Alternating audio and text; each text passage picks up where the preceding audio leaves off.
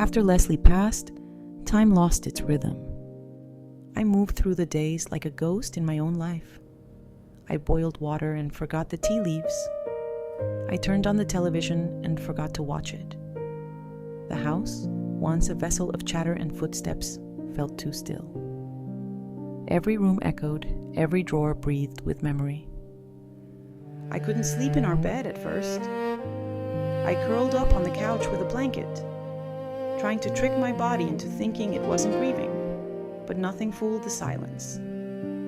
One afternoon, while organizing the cabinet above the dresser, I found them. A stack of letters, folded neatly into a faded envelope. Love notes, tucked away and forgotten like a hidden corner of our marriage. Most were written in Cantonese, Leslie's handwriting tight and elegant, shaped by his father's calligraphy lessons.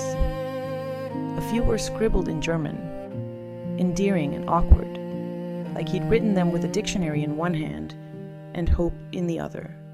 I read them aloud that evening, each word trembling in the quiet. I said his name slowly, reverently, letting it fill the empty spaces. Hearing it out loud felt like opening a window in a sealed room. Grief, I learned, doesn't come in a single storm.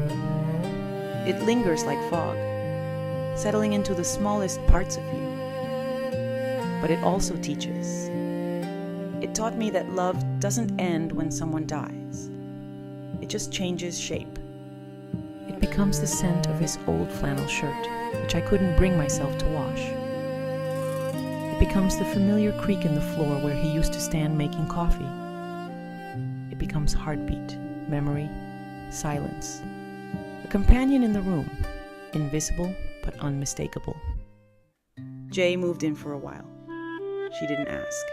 She just showed up with an overnight bag and Tina in tow. Tina cooked congee for me every morning, stirring in ginger with one hand and scrolling headlines with the other. "Eat," she'd say, nudging the bowl toward me without looking up. "You're too light." I was. Lydia called every evening. She didn't push, but gently suggested therapy.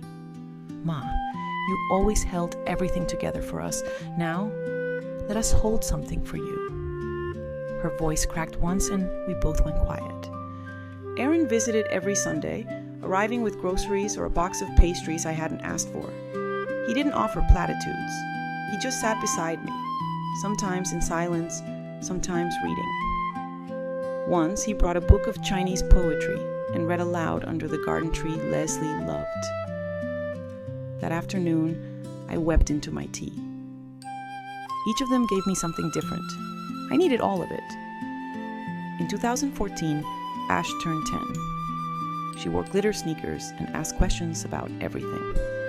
"Paw, Paw," she said one afternoon, "did you ever ride dinosaurs?" I burst out laughing for the first time in weeks. Mikasa started middle school. She had grown serious, elegant, asking me about politics and identity with a curiosity far beyond her years. "Do you miss speaking Cantonese more?" she asked once. I nodded. She did her best to learn phrases after that, clumsy but committed. Alfonso got braces and sulked about them for weeks. "I look like a robot," he groaned. I told him he looked like the future. They were growing fast, faster than I could prepare for, but every hug, every paw pulled me gently back into the present. Grief carved out a hollow in me, but not an empty one. A chamber where love echoed louder than pain. A space to store everything Leslie had given me. Warmth, steadiness, belief. I had learned to carry sorrow and gratitude in the same breath. I was still here, still mother, still pawpaw, still Hoi Lam. Even in quiet, I was never alone.